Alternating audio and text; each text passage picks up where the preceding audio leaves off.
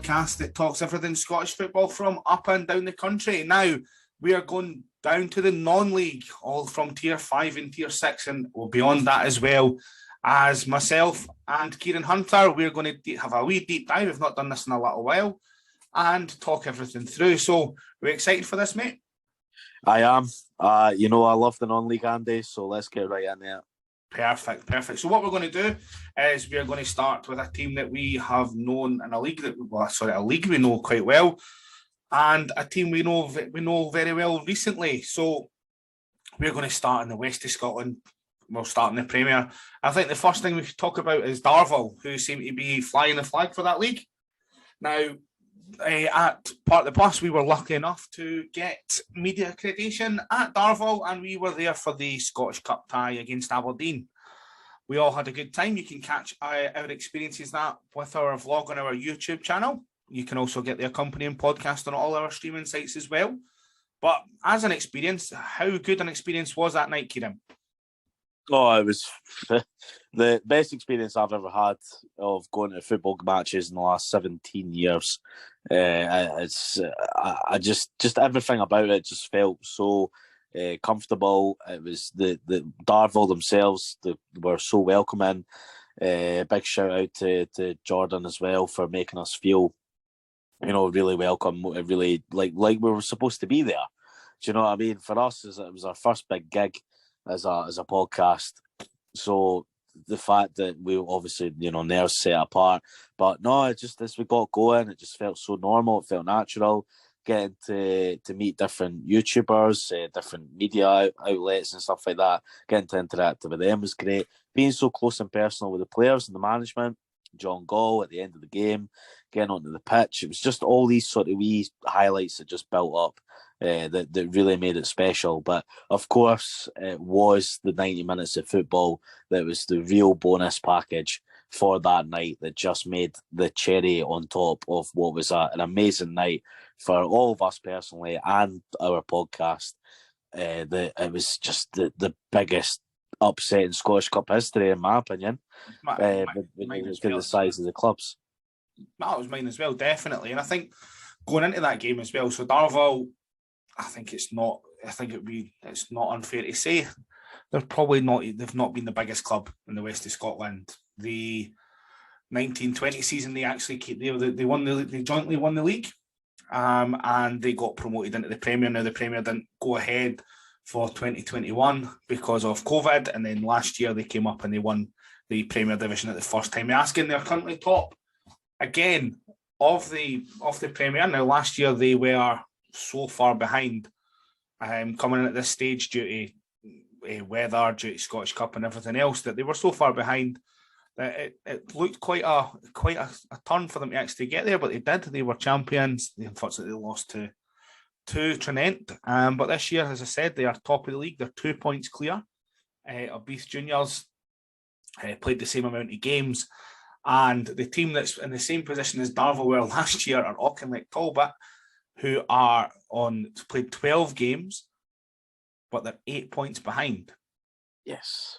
And this is where it gets interesting, because the defeat to Darvel probably was a little bit of Scottish Cup hangover. Has really opened the door for Talbot.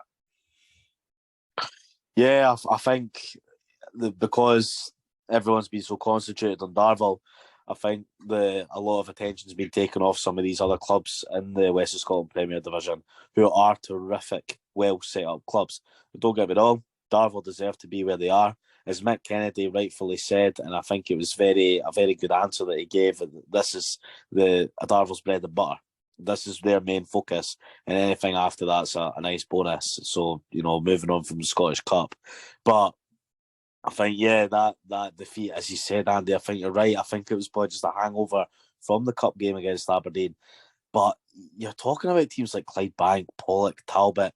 These are teams that have had runs like Darvel in previous Cup competitions not that long ago. As we've seen, Pollock and Clydebank have both been on the telly recently as well, playing senior clubs. Yep. And again, this is an all to play for league. Beef Juniors as well are also in there causing problems this season. So it's when you've only got one team that's going to get promoted to this playoff, it just makes it even tougher, and clubs are going to be even more up for that. Yeah. We're showing a bit more fight, so it's going to be a long sort of 4 or 5 months, I think, for these clubs. I think definitely. The thing is, and by the way, when it comes to that cup game, Darvel, they held their own. Like, you've got to, I think you've always got to hope that you do everything correctly and it doesn't and nothing goes well for the other team. And that certainly happened, but they fought them tooth and nail. They deserve to be where they are at the moment. They deserve to be playing Falkirk in a week's time. But it's how this impacts them when it comes back to league business. I think it's where it's going to be. Because it is probably, Pollock have played 16 games. They're on the same points as Talbot. So I think it is just between, like, Beath are still in there, but Talbot are the ones that you'd be watching, to be honest. And at the bottom of the table, Camberslang, Petershill are your two bottom teams. You've got Kilwinning and Kirkintilloch and Troon. Now, there's obviously, it says possible there because depending on who goes up and down and what they're going to do with that. So I would say that definitely it's going to be interesting. It's going to be interesting there. Darvel have been teasing us as we time of recording about getting a new sign-in. We're still waiting. So hopefully by the end of this podcast, we can maybe update you if they're going to do it tonight. So be interesting to see who comes in there. But here we are. So we're going to just move down a division as well. Because another Scottish Cup heroes to get to where they got to the fourth round were Drumchapel United. And being honest, it's a team that you probably wouldn't have fancied if I'd said to you at the start of the season that Drumchapel would be third with 2 games in hand over St Carrick's, only 3 points behind. Yeah, and again, if they win both their games in hand, then they go top. Yeah. So it's Drumchapel, as you said, Andy. They've had their sort of run in the cup, and they've obviously got their games. Is it Elgin that they play? Well, they got beat for Elgin. They got beat for Elgin. Sorry, they got beat 1-0 for Elgin, but they beat Edinburgh in the round before. That's right, and they beat Edinburgh, of course. But yeah, Drumchapel have thrown up a bit of a surprise this season, and again, I think when you look at just jumping a wee bit back to the Premier Division, Kilwinning Rangers being where they are is a bit of a surprise. And the fact that you're looking at, obviously, back in the first division, Drumchapel look like they could potentially take their place and become take their level where Kilwinning Rangers have been previously in that league. And that's where Drumchapel are heading. They look like they could actually cause a few problems next year if they can get the right recruitment in for the league, rather than having, just the odd cup run. Yeah. But everything else in that league looks pretty standard for where some of the clubs are. Bonnyton, Thistle, St Roch's, Blantyre, usual for them to be sort of sitting mid-table and the sort of first division as well. Yeah. But again, at the top of the table, though, St Cadix and Gartcairn, it's good for them to be top. That's a bit of a surprise. Well, not so. I would say St Cadix are, because St Cadix have basically they've spent some big dough as well. So I think we're talking about money. They've spent a wee bit of dough for their team. So I think they're where they probably wanted to be just because of the money that they've spent. Yeah, possibly.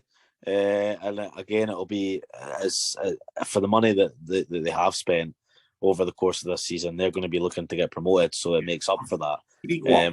Again, these leagues were reshuffled in a way to sort of even out the teams and where they should be, and it looks as if that's what we're heading in for that direction. Yeah, no, definitely. To be honest, when it is going through some of these other leagues, I don't know too much about the west of Scotland, so I'm not going to sit here and pretend that I know loads and loads. One thing I do want to touch on just before we maybe move on from the west and things like that is that in the fourth division you've got 3 Rovers who obviously they came from the south of Scotland. They've previously been Lowland League. They've previously been east of Scotland as well. They're played 14 games, 33 points. There's 3 going up to the third division, so they are probably where they wanted to be by joining the west of Scotland. After obviously being in the south and deciding that it wasn't for them. So yeah, they look like they could be going up. I don't know too much about most of these other teams and how good some of them are. But at the same time, it's Threves, as I say, Threves are massive, absolutely massive. I've said it before. They're massive. They were in the original East of Scotland. They went into the lowland. They just weren't good enough. They left the South of Scotland because of the competition. I think we'll touch on the South of Scotland in a little while, but they are roughly where they should be. I think where I would have expected them to be anyway. Yeah, I think for Fleet Rovers, they've obviously taken the jump into the West of Scotland, and it's been a great move for them. I think Kilsyth does definitely deserve to be where they are. It's good to see them making sort of ground and hopefully get promoted back into where they should be. BSC Glasgow, obviously the renowned club. Obviously after the change with open goal and all that sort of thing, and now they've basically made their new club and started off again in the West of Scotland. They look like they're maybe sort of toiling to get back up there a wee bit, but sort of dancing away in the middle of the table. It's interesting to see the likes of Harmony Row, who, I mean, their women's team are actually, they've got a really good women's setup at the club.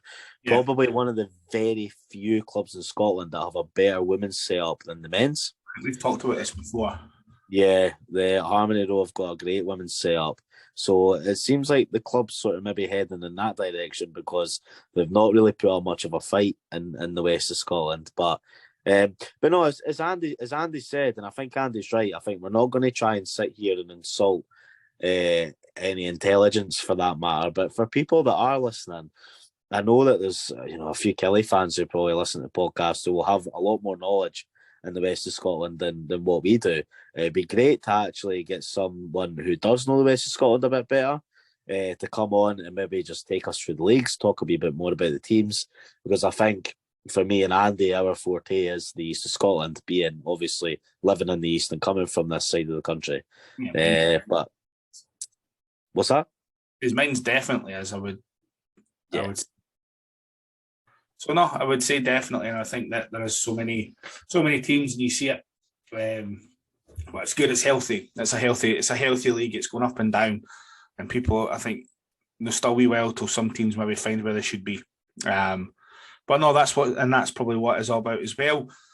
Back to the top, just because we finish on the top as well, is that if I was to ask you now, Kieran Hunter, we're only in 2nd of February, and we'll want to come back to this.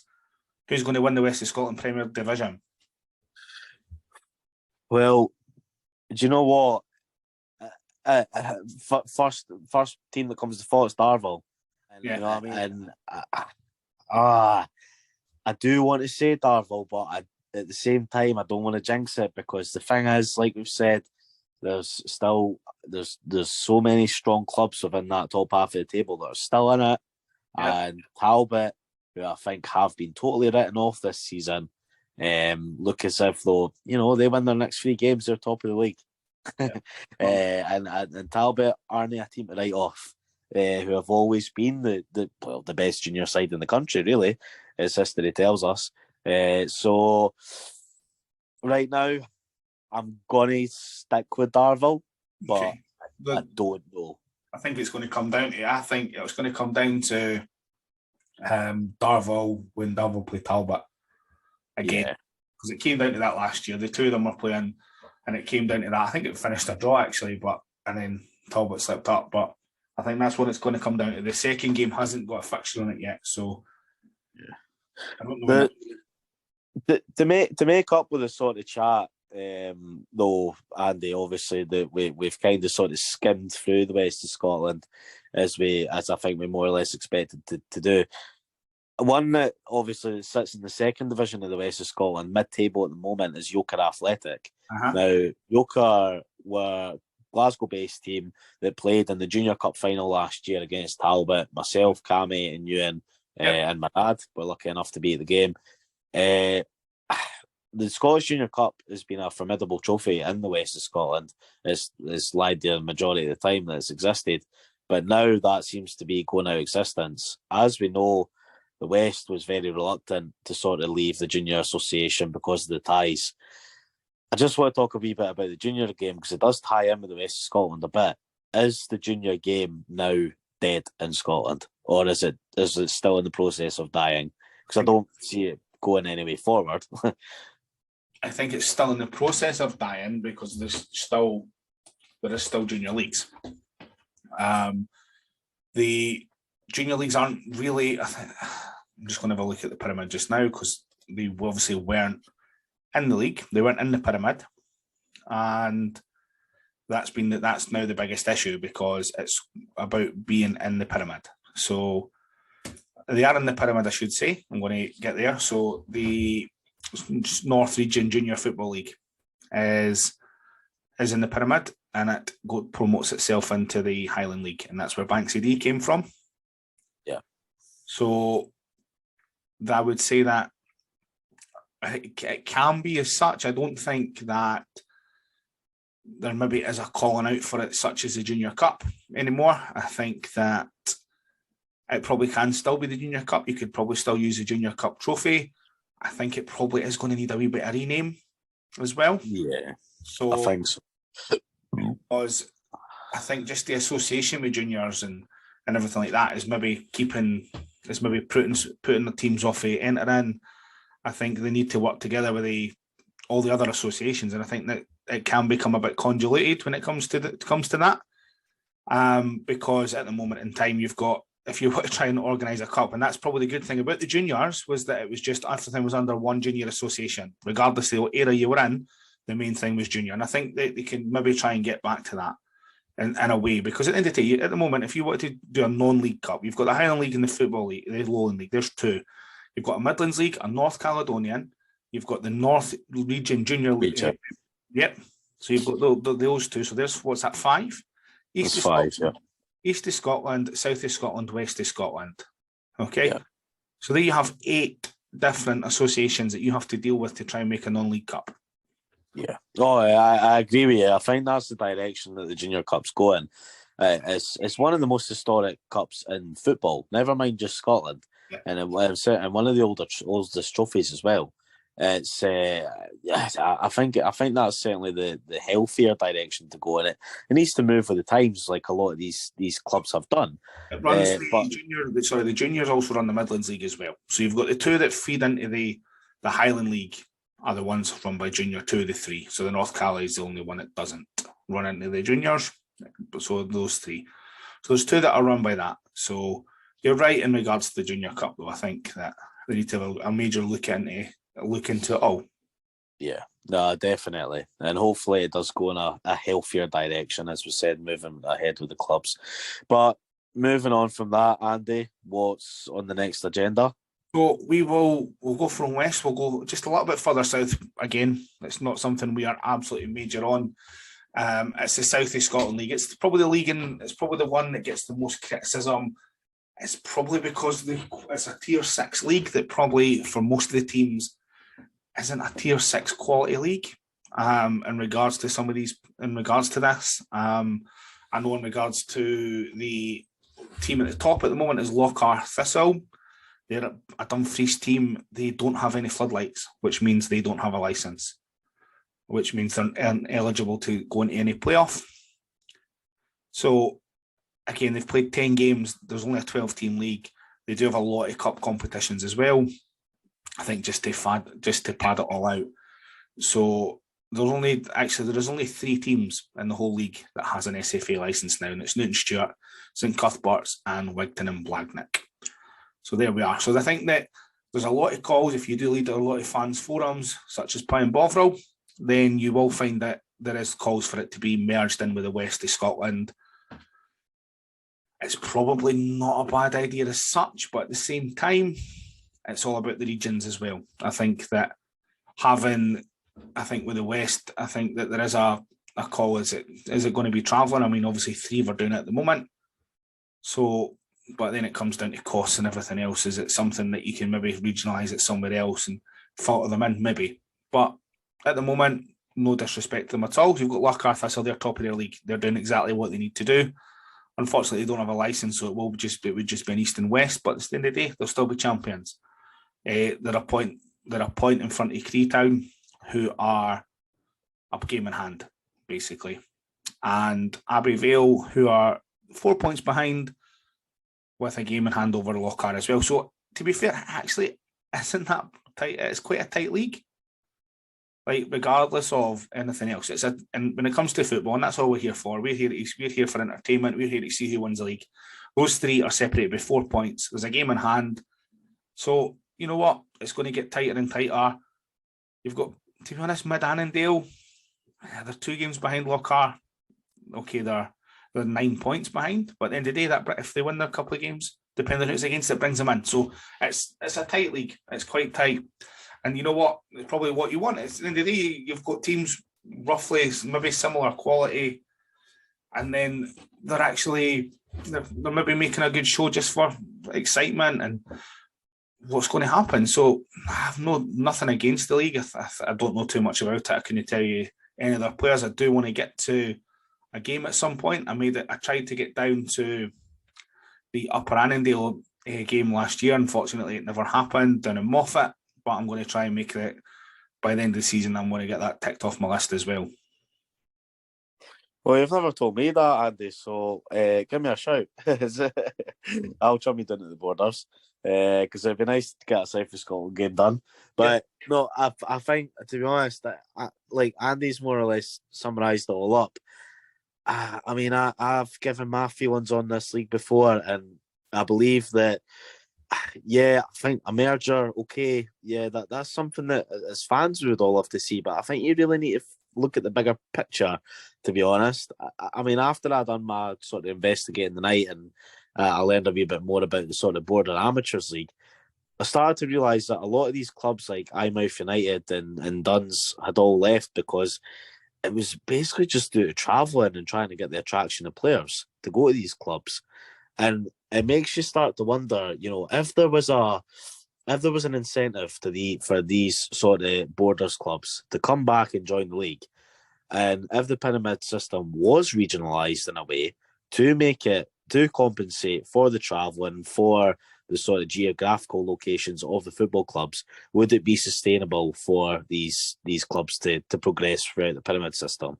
And I think, yes, I think absolutely it would be. I think it's, I mean, I've spoke about it before, but at the same time, it's pretty senseless having St Cuthbert Wanderers who play at the foot of Scotland and having them making them travel to their nearest away game being like an hour away, and doing that every second week. And then not even that, you're then talking about them going to Glasgow as well and then travelling through Lanarkshire. It's, for a club of that size, it's not sustainable. And I think you need to remember is that this isn't a tier 6 league. This isn't of tier 6 quality or finances either. Look at Free Rovers. Free Rovers were the champions. They're struggling to battle for promotion out of the four. What's that? Oh no, sorry. Sorry, I take that back. It was St Cuthbert's that won the league, and who got absolutely rattled off Trinent. They got beat off Darvel as well, but no, as I said, well, Free Rovers who were decent enough in the south of Scotland obviously took that plunge, and as I said, they're struggling to get out of the bottom league in the west of Scotland. So it's no disrespect to these clubs. I think these clubs know where they stand. I think it's a lot more than just merging the west and the south. I think it's a lot. You have to look at the bigger picture and talk about regionalising these clubs.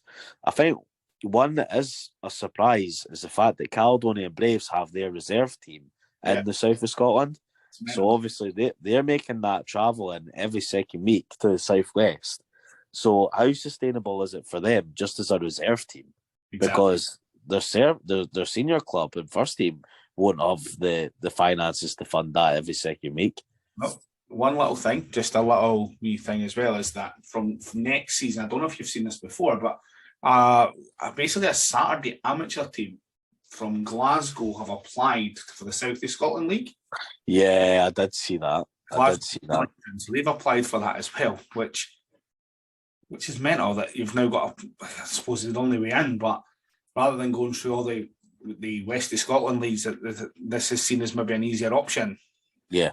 Well, they just have to play one league campaign, and then they're talking about playing a playoff system, get a bit of money in for those couple of games that they play. If they win it, they're in the Lowland League. You know what I mean? Of course, let's not like a team. If like, as much as the fairy tale sounds amazing, but let's not lie. Is that at the end of the day, if you win that league, you're going to come up against some of the best tier 6 teams in Scotland. Like so. Oh yeah. And this is it. Like, and I totally get that, but and this is where it comes down to again, is that when you are talking about regionalising, it should be regionalised. South of Scotland, I don't know if they've accepted that. I just know that they've made that proposal, so I don't know if they're getting in. But at the same time, is that they shouldn't be able to think. You shouldn't be able to have a Saturday amateur team. It's like your QSQ Saturdays deciding, Ken, what we quite fancy it. You're right. Let's apply to be in the pyramid. Ken, what we'll go to the south of Scotland because we think we've got a chance. Like they should, and this is the whole point, is they should be made to. It should be at some point, and I think this is why you probably need a more central governing body to try and not regionalise it, but just to police it, so that you've got teams in the right areas, and obviously at the bottom of the pyramid to make it easier for teams going as they come up, and then obviously you can start widening it out. That's how I would do it, and I think that a big cause would be that again this central governing body, but. Again, that's mostly in the south of Scotland. I say we don't know too much more about that, but we will certainly keep a wee eye on everything as well. My final sort of point, sorry Andy, my final point is I think if the south of Scotland wanted to grow as a league, rather than, accept essentially defeat and sort of cause this merger, which could be, a disaster for most of these clubs. I think a positive, healthy move for all these clubs and the league would actually to try and encourage the rest of the border clubs, like if Selkirk have got a couple of teams. Speaking of the likes of Eyemouth United, Duns, even Tweedmouth Rangers as well, and ask, do you know what? Can we create a South of Scotland league and make a league out of that in the border? Here's the thing, I don't know if I was reading today, because obviously we do some bits of research in this podcast, honestly, right? But if Dalbeattie Star or Gretna were the teams that are relegated, that's where they're going. The South of Scotland. Yeah. It has to surely make sense. Mm-hmm. Yeah. So that's where they would be. So it would be the south of Scotland for Dalbeattie. Now, what we'll do is we will leave that one there, and we're going to pick another league that we know absolutely nothing about. But this time we're going to drive a wee bit further north, and we're going to go to the North Caledonian Football League. So, again, we're going to touch on this one. At the moment, you have Loch Ness, who are top of the league, 41 points, 16 games played, with a 10-point gap over St Duthas, who've got 31 points. They've got 2 games behind, so they're not out of it. And in 4th place is a resurgent Fort William team, who've also played 14 games. So, I mean, obviously there's only one place available for the Highland League playoff, but I think for Fort William, you know what, after everything that they've went through, to have a campaign where they've won more games than they've lost, they've got a positive goal difference, they're 4th in the league, they're not that far off 2nd in the league. It's probably good for them. You've got Loch Ness, who basically everybody knows they're for their absolute banging kits. Aye. So yeah, there's not, as I said, we don't know too much. There's a couple of reserve teams in here as well, Clacknicudden, Nairn County, teams that I don't know too much more about than that, to be honest. We do obviously have they do follow the podcast, such as Alness United. We tweet some of their games out as well. So again, good luck to most of these teams. Again, but we don't know too much more about it, but it's always good just to get some of these teams mentioned as well. Yeah. Well, I think you said it's great for Fort William as well. It's actually good to see them having a positive campaign and actually fighting for something as opposed to just being the duds of Scottish football. Yeah. So it's good to see them having a bit of fight. But as you said, it'd be great to see Loch Ness actually get through this league and come up to the Highland League. As you said, probably produce the best kits in Scottish football. Well, that's it. Exactly. And this is the thing, is this is what folk really know them for. The next league is, we're going to stay up north, and we're going to the North region, and again, you want to pick some teams that I've never absolutely heard of. You've got Coulter, top of their league, 5 points in front of Hermes. And then Dice are quite far behind as well. So it looks like Coulter are just taking their time to go into the playoff. I don't know too much more about any of these teams, to be honest. Bridgedon, Thistle, I think I've heard of them as well. Got Stonehaven, Ellen, all these other teams that are, don't want to disrespect them. I don't know too much more about them than that, unfortunately. And if you're going to, we'll finish off with the other team that going to the Highland League playoff is the Midlands League, but this one looks like absolutely tasty. Again, this is one of the two junior ones. And from Broughty Athletic, who are top, to Kirriemuir Thistle, who are 7th, there is 6 points between them all. Crazy.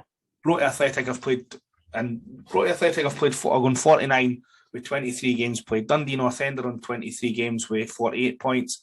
Lochee, they are 4 points behind Broughty, but they've got 2 games in hand. So of Downfield, you've got Carnoustie Panmore, who were the champions last year, who have played 18 games and on 44 points.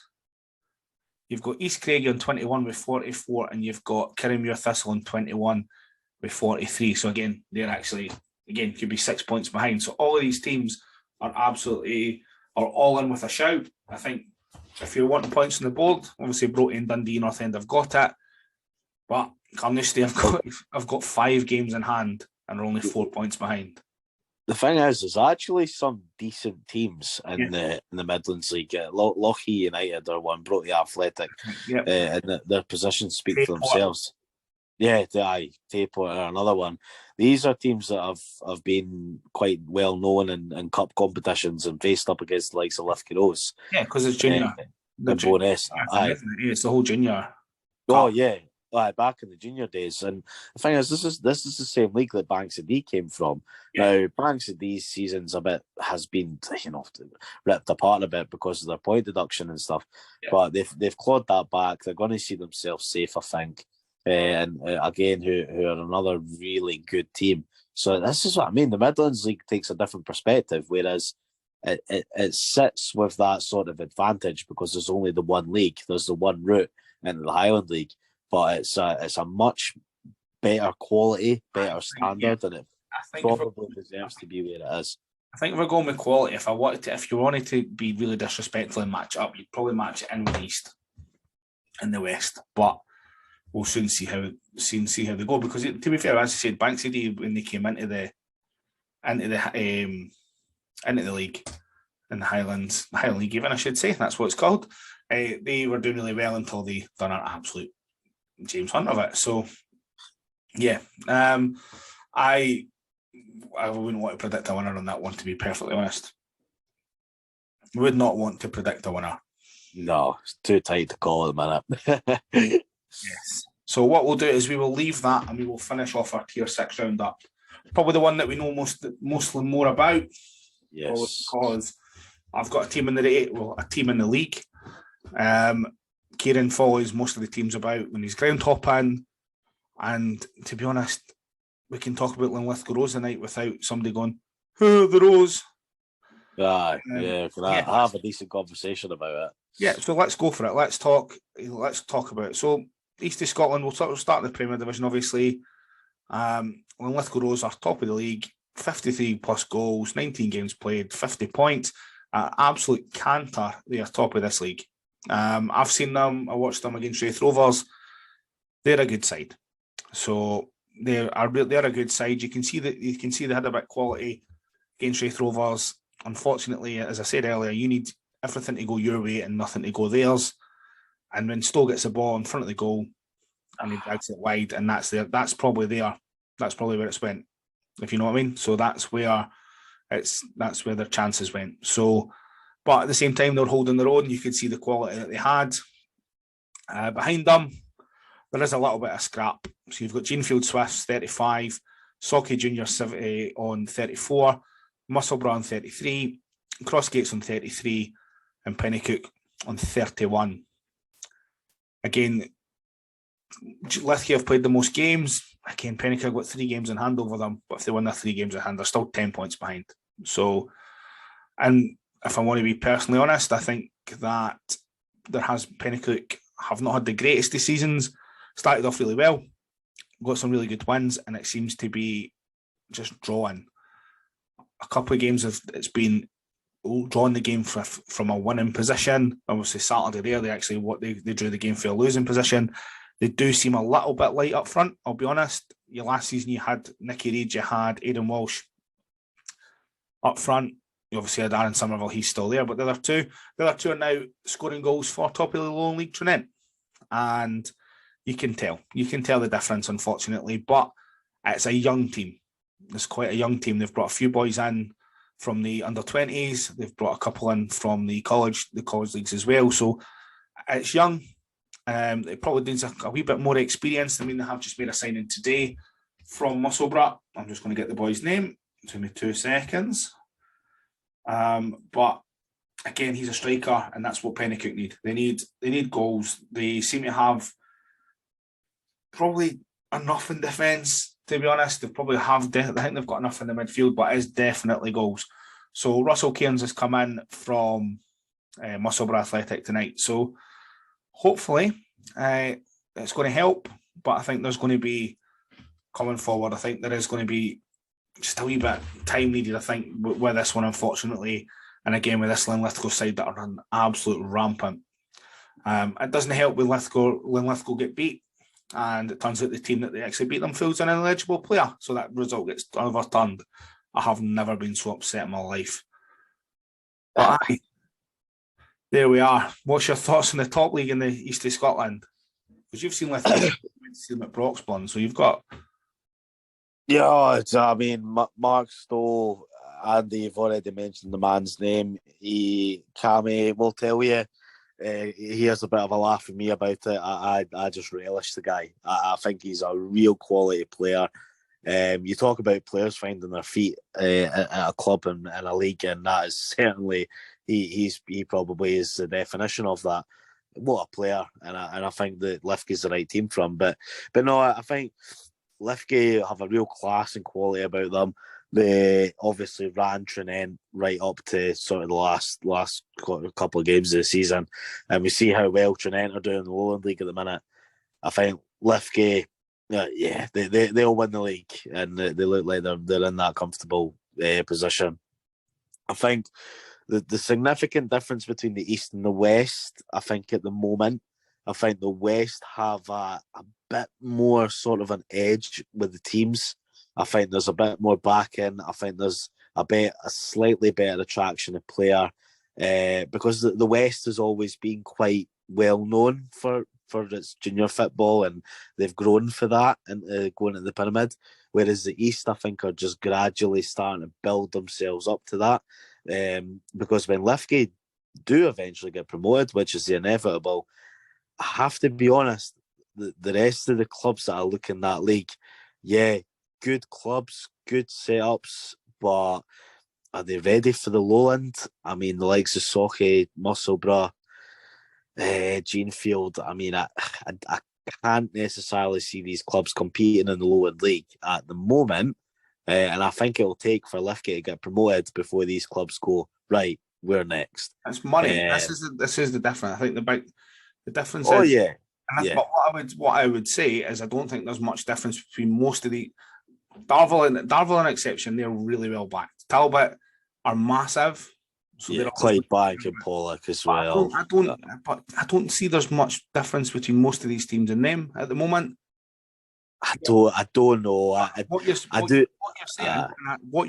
saying is you're talking about the players. You're probably talking because that's where the players live, and I think we're looking at a difference is where are the players living and where are they got to travel to, as well. So yeah. And this is the whole thing is that what I would say is remember that everybody fancied Darvel last year. Everybody on this podcast thought Darvel were going up. And a really good Trinent team who weren't that good. They were good, but I don't think they weren't outstanding. Because last year, Pennycook should have won the league last year because and it was the number of draws again that cost Pennycook league. Yeah, drawn for winning positions, and then a really good Trinent obviously went and beat them. So I would say I wouldn't dismiss most of these teams as much as you're talking about the West teams and their junior status. Absolutely, junior football's dead. This is different. This is this is a format that's been copied. The West of Scotland's copied the East on this one. And I think that sometimes their reputations, they've got good junior reputations, doesn't really mean as much now. I wouldn't. No. I totally wouldn't dismiss the East. I'm absolutely not doing that. I just personally think that, I mean, like what you said, Andy, I think there's maybe a bit more backing in the West at the moment. But what I mean is, I think that will come for the East eventually once they pull in that attraction of players. And I think what has benefited in the East of Scotland is that we've obviously seen Trinent and how well they're doing. And that's got to be something. I mean, they're sitting top of the Lowland League. Yep. You know, Bonnyrigg as well. Bonnyrigg have had their promotion. You know, that's a former East of Scotland side as well. FC Edinburgh. It's all been East of Scotland. So, you know, there's obviously been a real greater quality before the West took the plunge. But no, as I said, I think, Lithgate are the next one to come up. Although I will say this, so, is that I think when Lithgate do come up, it's going to make for a really tight and tasty league. You look at, again, you're talking 4, 5, 6 clubs. You know, probably the clubs that are there at the moment, as we've already said, Genefield, Sauchie, Musselburgh, Pennycook. I think Broxburn are there as well. But there's not really. I think it's just been down to these sort of one-off games, because do you know what? Blackburn United are a bloody good side as well. And I've seen Blackburn a couple of times this season, and I've seen them at Megatland pull back they were 2-0 down at half time, went down to 10 men, and they came back and won the game 3-2. And after seeing the performance that they put on, and I'm sitting there seeing them in 14th position, I'm thinking, they're not a relegation team. You know what I mean? They are a good side. And I think that just shows you how tight it is from the sort of top to bottom. I mean, Vale, Leaving and Oakley are pretty much away. But yeah, it's a very tough league, and there's not much between any of the clubs, really.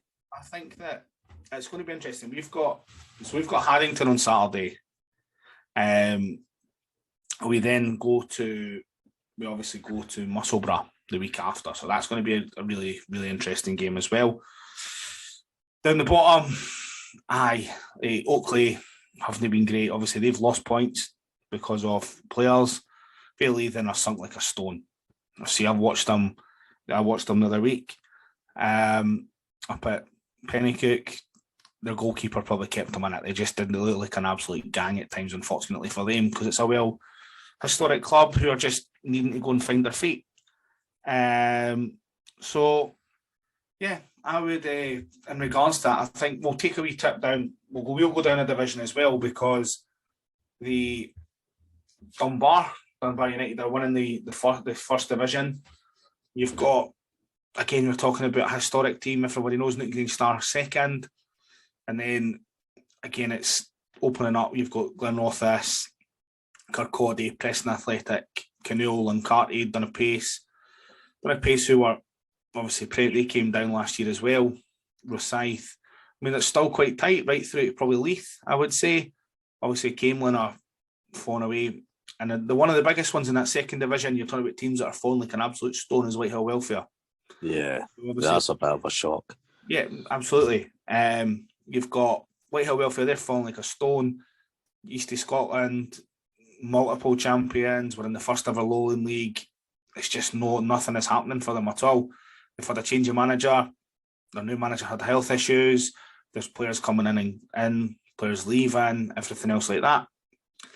It just, nothing is sticking for Whitehill at all. No, it's again, this another interesting league. I mean, it's good to see Dunbar and Newton Grange doing well. It was unfortunate to see Newton Grange slip out of the top division, who have a pretty solid and well-run club. So it's good to see them actually fighting back for promotion and hopefully get back into the top flight. Dunbar as well are going to be another great club to see get back in it. Preston just fell short last season. They lost out to Oakley, who, we've seen obviously they're suffering at the moment, but Preston aren't far away from that promotion spot either. It's going to be a bit of a fight. But yeah, it's all pretty even within the table. Yeah. And as Andy said, it's a bit of a shame to see Whitehill Welfare to be where they are, given historically they are a huge club in the east of Scotland. Yeah. Not long ago they were champions as well in the top flight, so it's a bit of a shame to see where they are at the moment. It'd be great if they could maybe just stay up, but they've got a long way to battle to get back into the top flight. Yeah, absolutely, absolutely. Now, as we've stated, we always have more on the east as well. So we're going to go quickly down into the second division. You've got Whitburn, who had just came up. They came up from the fourth division, the third division into the second. They're top. They're 6 points clear. We're a game in hand over Sagenta. You've got St Andrews, who are third, just on goal difference. And one from someone that's basically spent his first 18 years living in Gorebridge. You've got Arniston Rangers and a little bit of a revival, who are on 40 points. It's always good to see there that how well they're doing. And you've got Dalkey Thistle, who are a point behind them with a game in hand. So it's good to see Arniston. They're fourth. There is a possible, depending on how everything works out above them, they maybe could go up as well into that division. It's always good to see that.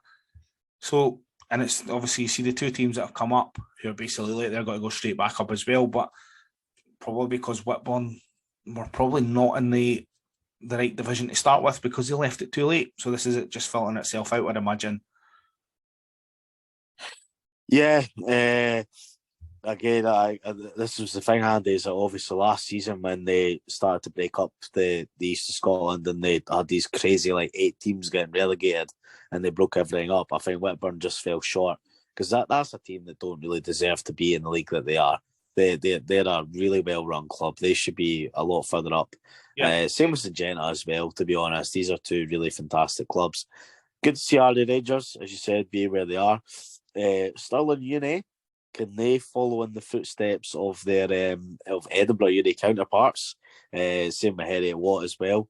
We've seen how Edinburgh Uni obviously fighting to stay up in the lowland league, and of course there's University of Stirling as well in the lowland league, who are fighting at the top, just had their Scottish Cup game as well.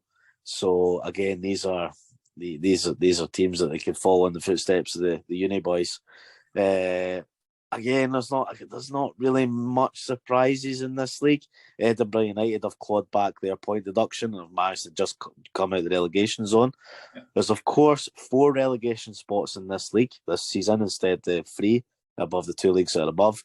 This is to expand the third division from 10 teams to 12. So obviously it's going to be a bit more of a dogfight coming towards the end of the season. You have Hawick, Lochgelly, Ormiston and Craig Royston in the bottom 4. And I think respectively, those 4 clubs probably, from what I've seen this season anyway, probably fit to go down, I think. But yeah, no, not much. Not many surprises in that league, to be honest. No, I think what we'll do is we'll finish off our Tier 6 round that we can't not mention it, to be honest. Nah, my favourite league. Basically, we should just call it the Kieran Hunter League, because I think you've just about done every ground in this league. Yeah, so with my ground hopping, mate, this season I've done every ground and I've got... Have you done the whole? Have you done the lot? Did you do Armadale? No, so I've got Armadale. Yep. I'm just looking at the league here. I've got Armadale, Falthouse, and Bathgate and Stonyburn. So I've got 4 to do. I've got Bathgate this Saturday. They're playing Falthouse. I've got Falthouse next week, and then I'm only left with Armadale and Stonyburn, and I've got them scheduled before the end of this season. So that'll be me ticked off this whole third division. But no, for me, sorry Andy, I'll kickstart this one off because this is one I've been desperate for. This has been my favourite league. Like I reckon probably out of the whole of Scotland, to be honest. I think just because of the ground hopping, and I've seen a lot of the clubs in teams and stuff. I think this is an interesting one because this is a league where it's really trying to break away as well. You've got Bo'ness, who are a relatively new club who have had a lot of financial power behind them. And they've got the novel way of ground sharing with Bo'ness United, where they fell lucky with that. That's a story within itself. For a club that scored 132 goals their big striker up front, who's just signed for Kelty Hearts, has banged in 50 of those goals as well. It's incredible. It's record breaking stuff, and I'm still waiting for the history books to be pulled out. But then you could sit here and talk about Bo'ness for the rest of the night. But Armadale have also scored 83 goals in 22 games. Do you know what I mean? And it's quite easy to miss that because of how Bo'ness have done. So it's just incredible. And again, these are two clubs that are going to soar away within the east of Scotland. Yep. Then you take those two clubs out, and again, there's not much between the rest of these teams. Hart Hill, who have been plagued with injuries, they've taken severe hammerings this season in quite a few games. But luckily today, we found out that Livingston under-18s have just signed a deal with Hart Hill to become the new established Hart Hill Juniors under-18s team as of next season. So it looks as if Hart Hill are taking the positive directions, the way forward to produce a development system into their first team, which will hopefully carry the club in the right direction and take them off the foot of the table. But no, as I say, this has been a great league. It's just been so enjoyable because there's nothing between the teams. They're all pretty much the same level, same quality of player. And it's, as I say, it's just that attraction of Bo'ness Athletic. The name escapes me, Andy. What's the name of the striker at Bo'ness? So we've got Tiwi Daramola. So he has... Have you got these numbers there? Or do you want me to get his numbers? You can get his numbers. I know he's on... I think if I remember right, he's on 50. I think he got his 50th goal in a 12-0 win at the weekend there against Livy United. I think it was the beat, or was that because Armadale won 11-0, Bo'ness won 12. Yeah, so I'm just going to get his goals just now, but basically he's technically a Kelty Hearts player. Yeah, that's right. And he's back on loan there. Now I've seen him. I couldn't remember what kind of striker he was, because when he wasn't playing through the middle. When I seen him up against Edinburgh College at the tail end of last year, he was playing left of a 3, right of a 3. Probably more. I summed him up more like a Diddy, Drogba, Kenny Miller type together, because of he's quite a big boy, and he's quite strong, but he's also quite quick. I was like a Joe Nobley, maybe a wee bit like that as well. So definitely he's absolutely cracking it down there. He's obviously now he's now going up to Kelty. How he manages that, we'll soon see. And how they actually manage without him, I think they'll be fine, to be perfectly honest. I'm just trying to find these goals there as well. It's a gigantic jump, and I think, me and Andy have spoke about this off pod as well, and Andy's probably right in what he's saying. It's a case of, how well will Bo'ness actually do as they progress through the leagues. I think their team. I think they've got a better team. I think their team is better than the league that it's in. Yeah. No, definitely. I mean, it's a league that really does need to start breaking up a wee bit. It'll be interesting to see how the third division goes when they have the extra couple of clubs. And the thing is that, the 4 clubs that look as if they're going in there, these aren't necessarily bad clubs. That they've just had obviously a pretty horrendous season, but it's going to be really tough. Like, that league is going to be incredibly tough because there's nothing to cut the teams apart. But no, as I said, for the laddie, he's jumping up 6 tiers of football. Yeah, from Bo'ness to Kelty, which is just an incredible jump. I think the last time I seen it was 45, and that was in the middle of January. So I think you've said he scored more. So I couldn't get any of these exact numbers, but they're massive for what they should be. What you'd expect them to be in this game, if you understand what I mean. So, but no, I think good luck to him.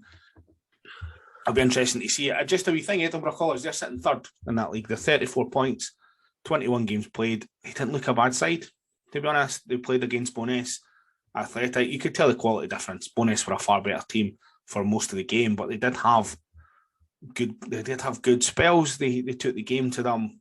Okay, they were 4-0 down at the time, but you know what? They still done really well. And again, for a college team as well, because these guys are obviously students as well as obviously playing East of Scotland football and good and not a bad level. So you know what? Good luck to them. They didn't do too bad either. Again, it'll be good to see the third division when it isn't just basically the West Lothian junior teams, and it's mixed up a wee bit as well. So yeah, no, that's us. That's us taking a tier right through our tier 6. Now we've done tier 6. Let's move on. Let's get promoted, and we're going to go up to tier 5. And we're going to go all the way back up north again because we like our travels, and we're going to go to the Highland League. Now, the last time we talked about this, Brechin were top of the league. They are still top of the league, and they had quite an advantage, to be honest. But it has tightened up a little bit. So you've got, they're on 56 points. Bucky Thistle also on 56 points. They have played 2 games more.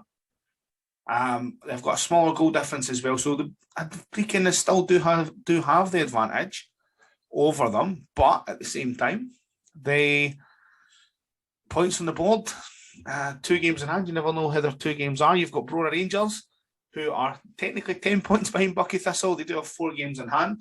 So again, they can certainly play themselves into this. Fraserburgh probably just slightly outside it as well. And as you go further down the table, you've got teams just battling it out, and then Strathspey Thistle sitting right at the bottom of the league. To be honest, it probably was about their turn. They were just probably lucky that Fort William were just the basket case club that they were. And sitting just above them are Banksy D, who have recovered right through their points deduction. Thank you. And again, with their points deduction, to be honest, they would be on 36 points. They'd be 6th. I know, incredible. So there we are. So that's where that's how good Banksy D have been in the league. Again, their points deduction takes them where they are. It's looking tight at the top now, though.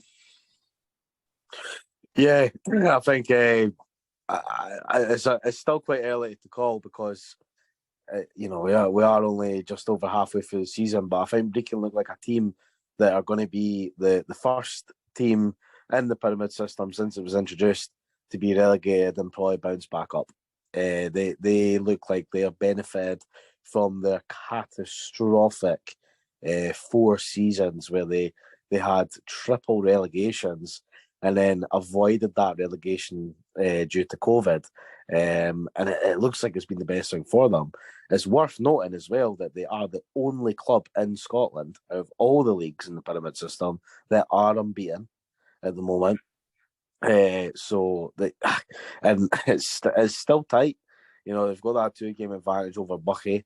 Again, the Highland League's always been known for having really cracking teams, and I think those teams are certainly up there.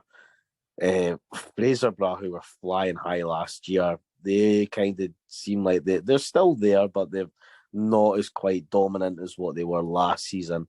But I think Bucky certainly look like the team that are going to cause a threat. Brother have got 4 games in hand, so they've got a chance to catch up as well. Yeah. But it certainly looks like it is between those sort of 4 clubs. But I think Brechin have probably got that class about them that they've built up since they went down. And Andy, I think you've said it yourself. We spoke about the Midlands League and how good a league it actually is, the quality of teams that come from it. Banksy D, if it wasn't for that point deduction, they'd be fighting for promotion this season, quite possibly. But Strathspey, it looks like they're away. And once they do go down, then it gets rid of sort of, with no disrespect, the dead wood in the Highland League. No, definitely. It makes it a really competitive league. I don't think they beat any of the teams in the playoff. Nah, don't think so. I don't think they do. I don't think they beat any of the teams in the playoff. They have been talking about the bottom of the Highland League for years, since they were accepted in. So, yeah, no, I think that's probably, we're not too much on our Highland League. You went to, did we talk about your turf experience the last time we were there? The last time we done I think so. Talk about your turf experience? Possibly. We need to delve back into the the previous podcast. I can't get my words out. The previous podcasts. Who was that I went to go and see? Actually, it was Turriff versus. It was Lossiemouth, I think. Was it Lossiemouth? What's that? I wasn't there. I know. Okay, I'm asking you as if. No, I'm pretty sure it was. I think it was Turriff v Lossiemouth that I went to go and see back at the start of October, and no, it was great. It was real quality, not any different to the Lowland League. Very, very evenly matched, and again, it was. I just the ground as well was great. I felt the fans were passionate. Some of the more passionate fans of Scottish football that I've met have been up north. Of course, I did stay up north as well for a bit when I was younger and seen Forest Mechanics a handful of times. But no, it was a great game. And of course, we spoke about Aaron Reid as well, who was from Turriff, who's just signed for Aberdeen. And that's a player who's moved up for so many leagues, coming for a club that's sitting mid-table in the Highland League. So again, if that's anything to go by, does that tell you about the quality that's coming from this league? So it was Lossiemouth 2, Turriff United 1. I've just checked your footballogy for you. Oh, thanks, Andy. Always keeping me right. Yes, so there we are. So we have been to one match, and to be honest, I would like to get to one as well, but it's just trying to find time as well. Busy schedule. So no, that's how we're looking at so far in the Highland League even, and we're going to move to the Lowland League, because I'll be honest, it's an absolute bampot league at the moment. So at the moment you have Trinity Juniors, current East of Scotland champions. They've played 27 games. They've got 54 points. Below them is Spartans. They've played 26 games with 53 points. Behind them, Celtic B have played 25 games with 52 points, and Rangers B have done exactly the same. Celtic have got better goal difference. So obviously Rangers B and Celtic B are ineligible for promotion, and behind them by 1 point is University Stirling, and that is probably your 5 teams to be crowned champions. One of them will be champions of the Lowland League. Yeah. Regardless of your opinion of the Colt teams, and I have a positive opinion of it. So, yeah, no, you do. Me and Andy, obviously, as listeners will know from previous podcasts, we do tend to slightly disagree. I think that's a fair thing to say on the Colt teams. But anyway, I think in regards to football and the way the league looks, it looks tasty.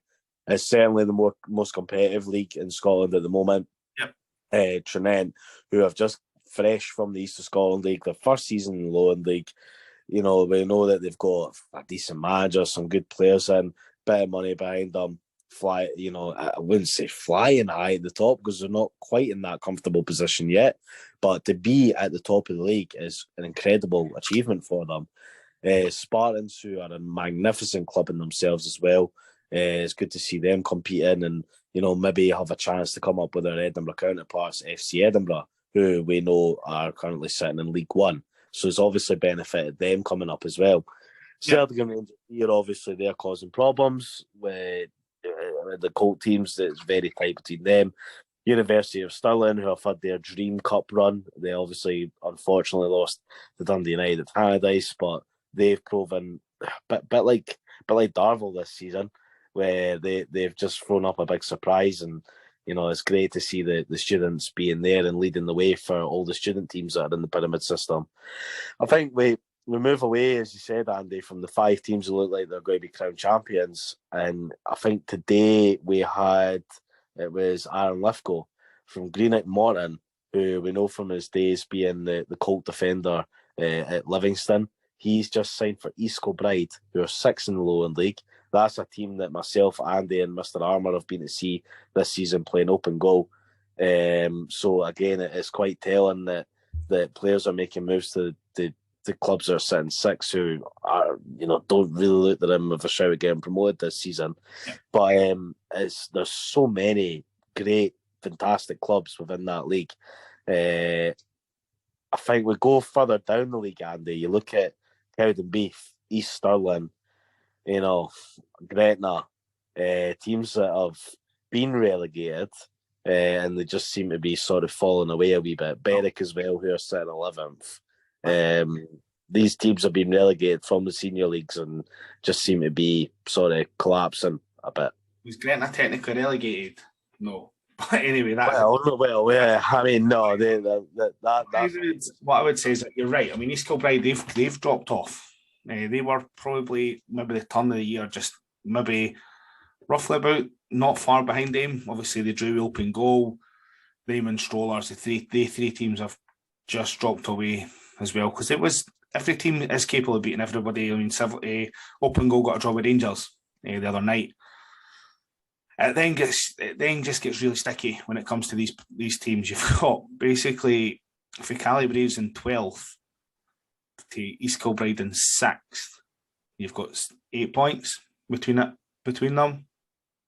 So it's one of these. It's like that everybody can beat everybody. It is so tight. I mean, to be fair, Hearts are 2 games behind most of these teams, and they're on.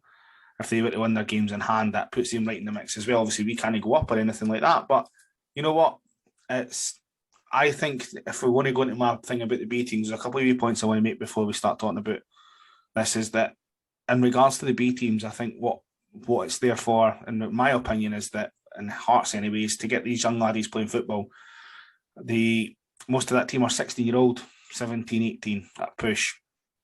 They're mixing it with some of these players. We're talking about some of the standard in this league is really good. There is a gap between that and the League Two, but we've got 16, 18-year-old laddies that are mixing it in there, and I'm pretty happy with the way that they've done. They've picked up 31 points. It's not a bad effort at all.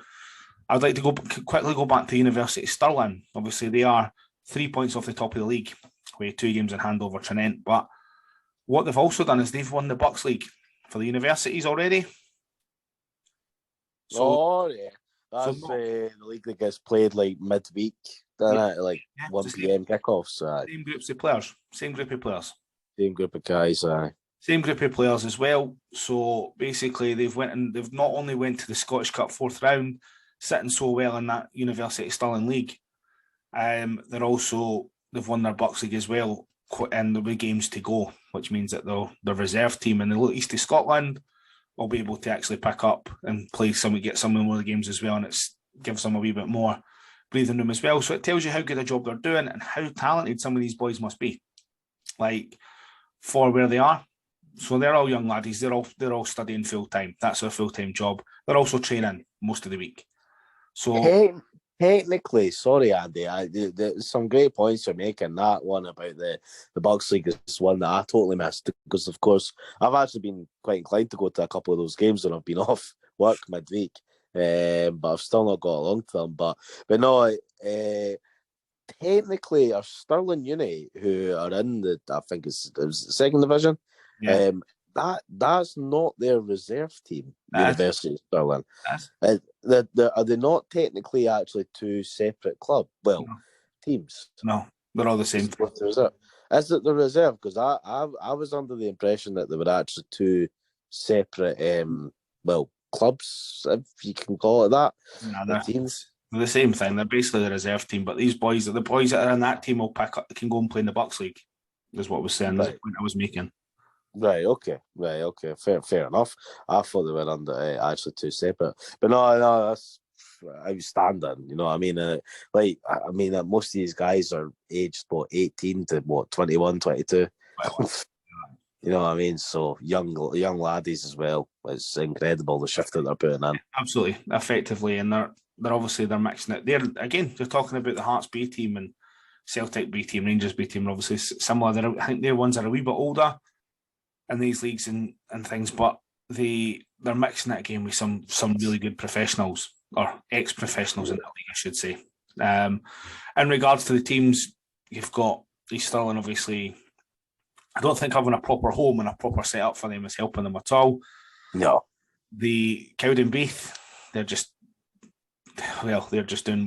were doing a Brecon after Brecon, but they seem to be going down because, again, I don't think it comes down to setup, it comes down to infrastructure, it comes down to everything. And I think that They don't have that. I don't think they've sat and looked at. I think Berwick are always trying. We're talking about these teams. I think they're always trying to improve their structure, improve their infrastructure, everything they have. They thought they had a chance this year, from everything that they had done, from things they'd heard at the start of the year. Another team that's fell off is Bo'ness. Bo'ness were flying at the start of the year, and they've just fell like a stone as well. But I think that's just how tight this league is, and with the quality. It's not just one team that's attracting players for the SPFL. Most of the teams are. Mm. So some of the quality is being spread out as well. I think there's always going to be snipers at Broomhill. I would imagine that with Broomhill, again, if you're taking them as a continuation from Broomhill last season, BSC previously, and that is that it's an improved league place. So that's the first thing. And then it's building that, because I think Simon Ferry, Paul Slane and everyone else is there for the long haul. Yeah, well, we'll touch on that, because I wanted to leave that sweet subject to the end, as obviously, of course, because they can't be missed. And I just want Cammy to listen to me and you talk about all the positives about Open Goal. But I think these clubs like Cowdenbeath and East Stirling, I think it's quite telling about things that we spoke about in the past in previous podcasts, and certainly, well, my opinions anyway, was that these clubs are getting sort of found out that there are many teams below them and below senior leagues that are worthy of coming up, that are better set up and structured, and now that their days are numbered. And I think you're seeing that with the likes of Albion Rovers, and even Forfar at the minute. And it's a case of when are these clubs going to get caught up by some of these progressing teams? Because they are just better teams. I think for Bo'ness, I think their time will come. I think they've just landed it unlucky, because there is a real quality within the league at the moment, and there simply is just better teams there. And I think, much like the Highland League, again, I think it's only going to get tougher, because Dalbeattie Star, who are a bit of the dead wood in that league, once they go down, you're looking at Lithgate or Darville coming in there, taking Dalbeattie's place, and it's like, wow, how much tougher is this league going to get if it's already this good? Yeah. Finally, just to touch on Open Goal. So obviously, this was the sort of fairy tale YouTube dream that seemed sort of too good to be true. How long is this going to last, Andy? We've obviously seen them this season. I personally think I agree with you. I'm all on your side with this one. I think they're in it for the long haul. I don't see this as a flash in the pan. I don't think they would have taken a club like Broomhill. I think the location's good. They've landed it lucky with the club, with the ground, and the location. It couldn't have came at a better time for them. Obviously, with Clyde getting booted out with their circumstances, Open Goal have landed it at Broadwood, so that's done them a favour. I just, is it a club that we could see coming into League Two eventually? I think like any of them, I don't think Simon Ferry would have taken it as a flash in the pan. I don't think he needed to. He didn't need it. He didn't need this flat. He didn't need it, if you understand what I mean by that. He was happy where he was, as such as he could have kept it at Peterhead, being a coach. Maybe find something a bit closer to home. Instead, he's been offered a managerial gig. He's managed to combine both his worlds. And to be honest, it gives some really good insight. Some of the podcasts are really entertaining. I think that you've seen a growth in some of the people that are on his podcast as well, and they're maturing as well. I've seen them twice. I watched them against Hearts B. They weren't great, to be honest. They weren't the young Hearts B team were giving them the run around a lot of the time. I thought they were better against East Kilbride, a very good standard East Kilbride side. I thought they were probably the better team for a good parts of it. I think they probably lack just maybe that finishing touch against East Kilbride, but I mean they're seventh, eighth in the league. I've just moved away from the actual league table, so they're eighth in the league. It's not too bad at the moment. There's still obviously games to go. There's still teams to play as well. Hopefully, I'll get to see them again when they come to Whitehill. Hopefully that's going to be a midweek game with all these postponements. We can catch another few of these. But I think that he's definitely going to be in there next year. I think that he's got contacts. He can see who players will maybe become available. He'll have the budget. He's guaranteed to have the budget. The crowds that they've been bringing in, the merchandise, who he is. He's just come and play for me for a season or so. I think that he will be. There's no reason why they can't be a League Two club the same way that Spartans can be a League Two club, the same way that East Kilbride could be a League Two club, same way that Bonus United could be a League Two club. There's no way that, and the thing is, they have got that stadium. They don't need to worry about the stadium because the stadium that they're renting is a SPFL standard stadium. It's been used for 20 years. So I think that there's no difference why they on name being there at all. I think that they do get a lot of stick. I think that they get a lot of stick because of the laddishness on their podcast, and I think they've probably toned it down a bit as well. I've noticed this season when you listen back to their last year compared to this year, they're certainly not like that. But what they have done is they've been really good at tapping into the market of Friday night football. And to be honest, I wouldn't mind if Hearts decided to play Friday night football because I've really enjoyed them being in the league.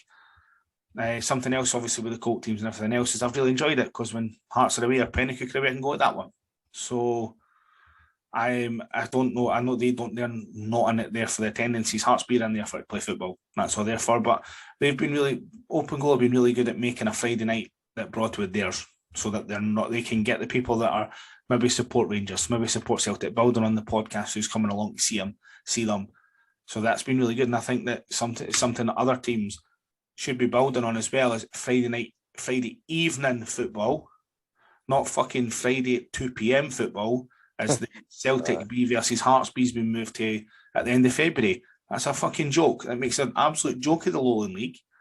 And it makes a joke of anybody saying, that the B teams can be taken seriously because you're then having it at 2 p.m, which is a time that a reserve game would be taken. Yeah. And a point that you made earlier is that half the Hearts team will still be at fucking Billerno High. Aye, yeah. Aye, no, exactly. It's just daft, and it's not a great selling point for the league. I think when you come in at this stage of the season where it does look the way it is, and you are trying to sell it, you're trying to keep these B teams in the Lowland League is what these clubs are trying to do, and then they're going, no, we're going to give it at 2 p.m. on a Friday. Yeah. And as I said earlier, I think I said it off the pod, is that there's probably a lot of these guys that are still going to be at school, given the age of them. You know what I mean? It's just senseless. I mean, Friday night football, I experienced it quite a lot with watching Kelly last season in the Championship. Did it affect the attendances? Maybe, if so, maybe just slightly. I think what helped was that the games were sold well. Obviously, that game against Arbroath, we've seen 10,500 coming in the gates at Rugby Park, which was, tremendous. It was our biggest attendance that season at Rugby Park. But as I said, I believe Friday night games can be sold well. I believe they can work if they're sold well. Sorry, there does need to be, I think, a separate day for the non-league eventually, or separate times, just so the numbers are healthier. Like what Andy's saying, and I'm 100% agree with Andy. We spoke about this off pod as well, where if you had your senior clubs, your SPFL playing on a Saturday at 3 p.m, and then you had the non-league playing on a Sunday lunchtime, or have some of these games on a Friday night, or even Saturday lunchtime kickoffs. It would just if fans were able to get into these grounds, you're talking about quadrupling the numbers, quadruple the income. Even if it was something as like, I don't know, if you had Musselburgh playing at 12:30, and then you had Hibs playing at 4 o'clock. You know what I mean? Like you're talking like get yourself the Musselburgh game and then get down to Easter Road after it. Then it would just be so much healthier and beneficial for these clubs because they're missing out. And that goes for every club in the non-league, from the lowland right down to the bottom tier, and the highland as well. So no, totally for that. But will it work? is it sustainable? I believe it is. I believe it can be done in such a way, but it's certainly not at 2 p.m. on a Friday. No, that that is massively shooting themselves in the foot. Mm-hmm. And as I said, for someone who's like myself, not really up for the B teams being there at the moment, just with the way that the setup is, it's another laughing stock. You know what I mean? Yeah.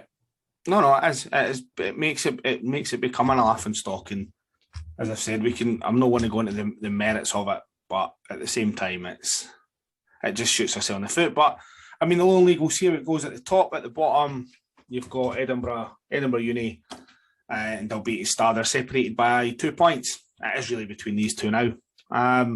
Although to be fair, they're both going down because, well, one's definitely going down, and possibly both are going down.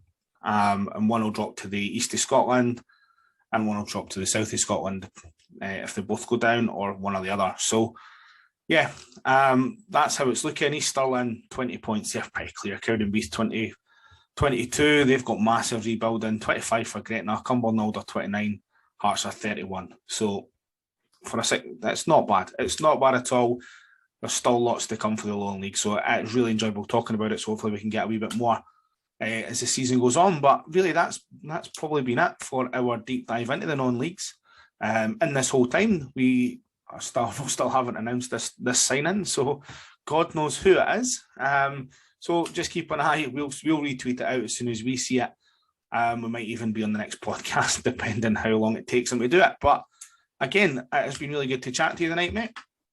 Yeah, absolutely. I've loved it, Andy. Really enjoyed it. Have fun with all the editing. It's been a long one, but it'll be nicely broken up, as I can imagine. But that ran nice and smooth. It's always good for me and you to have a conversation without jumping down each other's throats for a change. Yes, well, we thought that was coming. But anyway, we have been part of the bus, so thank you very much for everyone listening. If you've liked what you've heard, you can get our whole back catalogue on all your normal streaming sites. Now, this is audio only, but we have ventured into the world of YouTube. If you go and search our YouTube, you'll be able to get it. It's Part of the Bus Football Pod. You'll be able to catch us there. You get to see our lovely little faces. You'll be able to see that I can't look into a microphone. The last one, my camera decided it was going to pot, so it switches. It gives the next pictures of Ciaran and Ewan. So again, get on that. You can get us on Facebook. You can get us on Twitter. You can get us on Instagram, TikTok. We have a website as well, Part of the Bus Football Podcast. As well, it's on GoDaddy's. If you can search that on Google, you'll be able to find us there. Again, get a wee bit more information on what we're doing. Catch everything that we've done when we went to Darvel. We've done a Darvel podcast. We've done a Darvel vlog. Ewan was meant to do a Darvel match report, but I'll be honest, there's more chance of pigs flying than this. I don't know what he's done with it. So, anyway, thank you very much for listening. And it's a bye for me. It's a bye for me.